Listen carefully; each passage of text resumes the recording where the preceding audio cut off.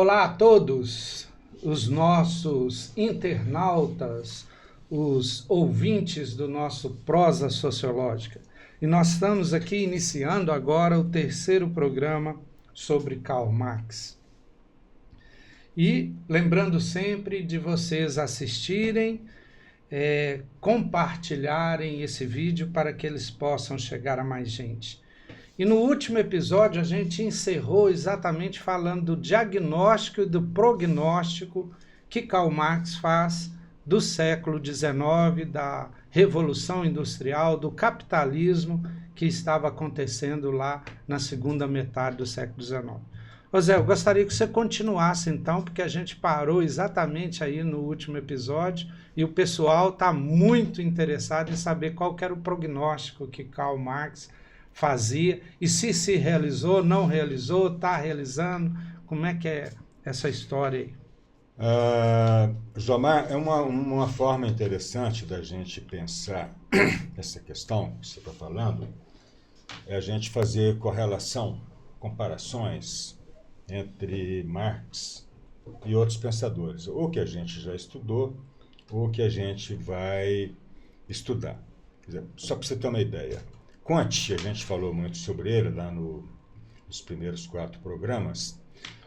Kant chamava essa sociedade do século XIX de sociedade industrial. Para ele, a coisa mais relevante que tinha era a indústria. E ele associava a indústria a algumas coisas, o Kant. Primeiro, a abundância. Ele entendia que a indústria ia produzir abundância. A ciência, talvez? A ciência possibilitava a indústria. É como se ele era muito otimista, o Kant. Com a ciência, com a indústria. E um dos produtos da ciência era a indústria. E uma consequência da indústria, segundo ele, era a abundância, que traria a harmonia, solidariedade, isso é mais um conceito do Durkheim, e paz. Tá vendo? A mesma sociedade lida pelo Kant era assim. O Weber, que a gente vai tratar dele lá na frente, o Weber não chamava essa sociedade de industrial, ele chamava de moderna.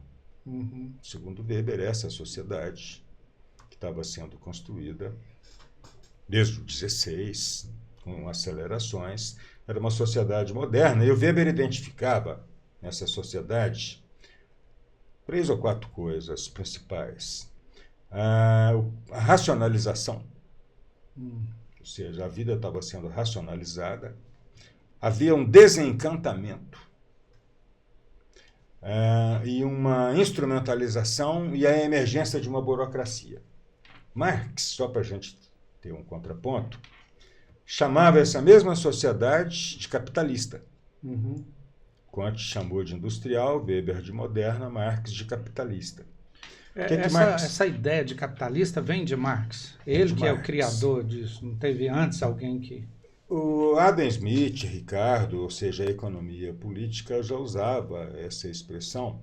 Agora, Marx vai recuperar a expressão capitalismo para fazer a crítica.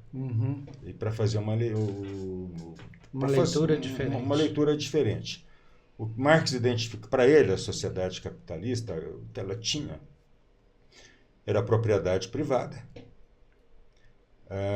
dominação, alienação, concentração da riqueza e conflito.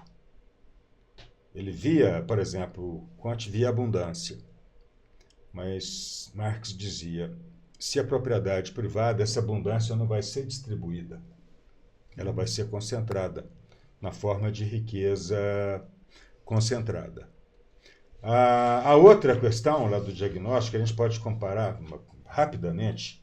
Kant foi o teórico da sociedade. Eu estava pensando na sociedade. Tocqueville foi o teórico do povo. Pensou o que ele identificou de novidade, o povo e a entrada em cena do povo e a necessidade de democracia. O Marx, ele é o teórico dos trabalhadores, ou seja, a novidade que ele vê no 19 é os trabalhadores, ou o proletariado, e ele é um crítico do capitalismo. Então vamos, a partir disso, voltar na questão central que você coloca, diagnóstico e prognóstico. digamos assim, o repertório do Marx, por exemplo, no Capital, ele está fazendo o diagnóstico. Segundo ele, a partir do diagnóstico, é verdade que ele já tinha prognóstico antes de terminar o diagnóstico.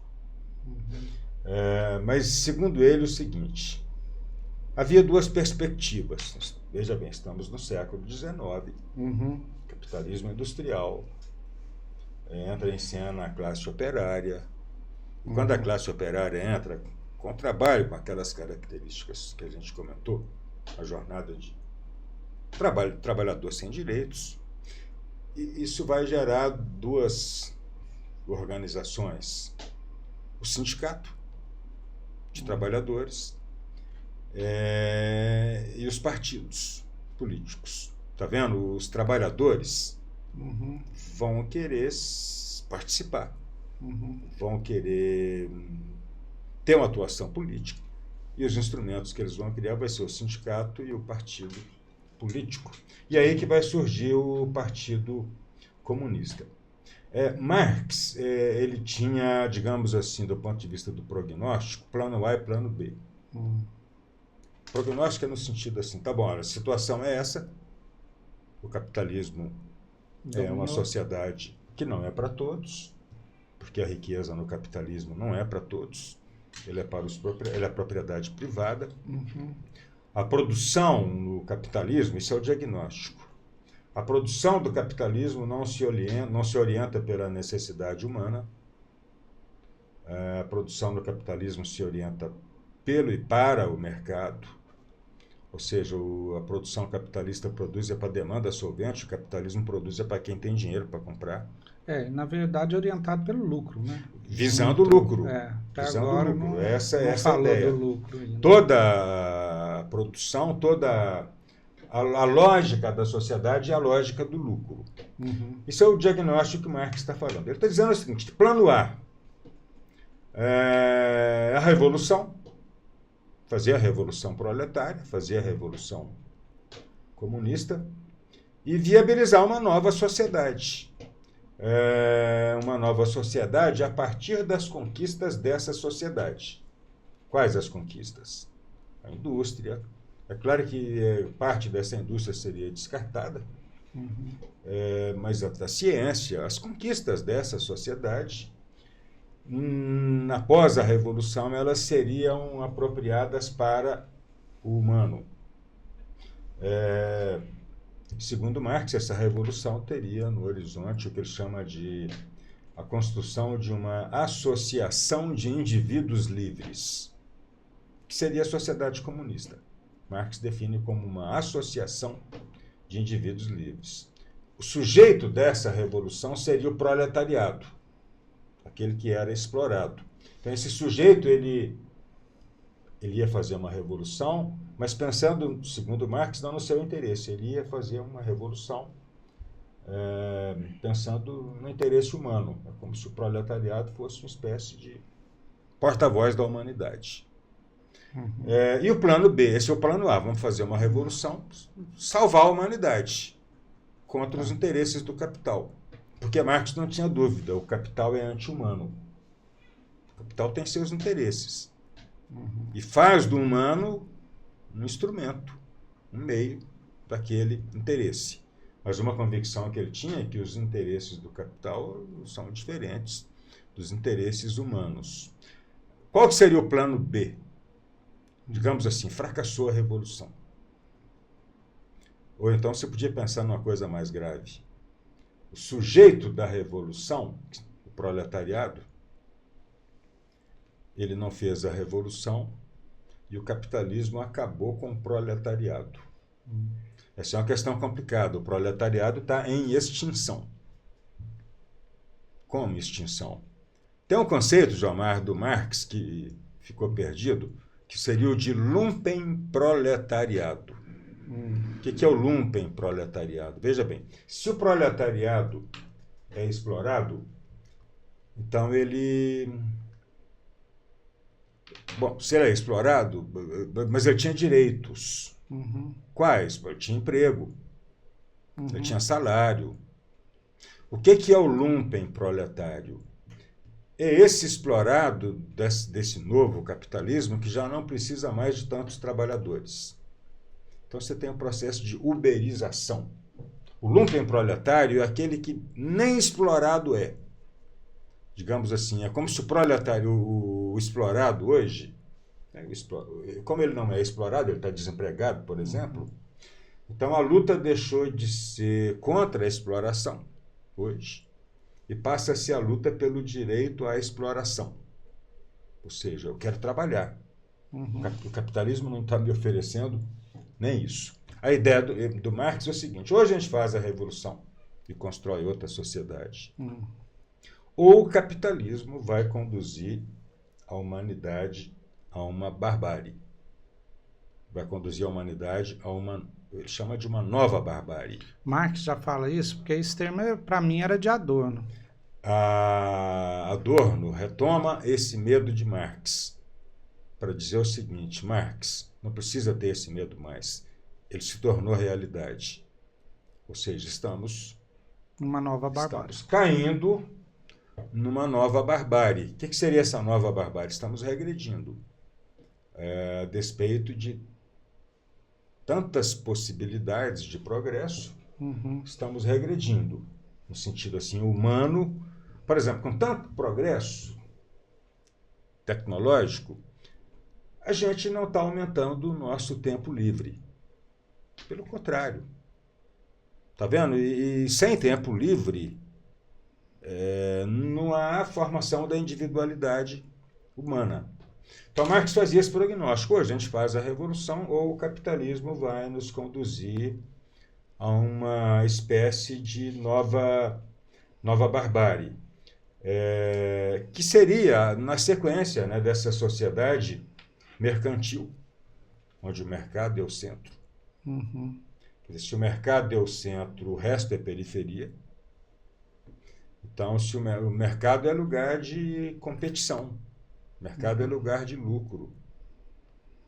Então, se o mercado está no centro e o mercado é lugar de competição, então todo o entorno do mercado se organiza em função daquele princípio. Por exemplo, amigos, negócios à parte. O que significa isso? Mercantilização da amizade. Tá vendo? É como se o mercado, a lógica do lucro, interferisse em todas as relações humanas. Casamento. Bom, não é um negócio, não, mas não pode ser um mau negócio. Então é um negócio. Tá vendo? Isso é que o Marx vai chamar de alienação.